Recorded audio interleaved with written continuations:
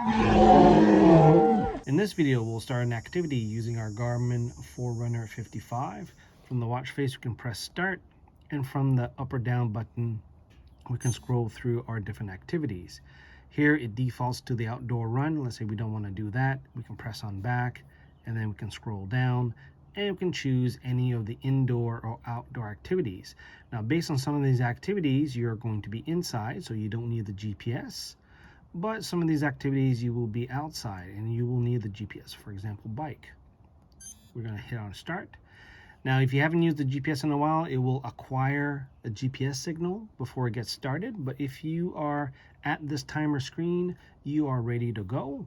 And if we want to look at further options, we can hit the up button here.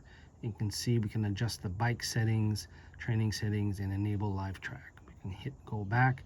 And we're really ready to start our activity. We can press start, and now we can start our bike activity. We can scroll through the data screen or data pages using the up or down button. You can see here we have a few out of the box. We can customize how many pages and what data fields we want displayed here in the bike settings.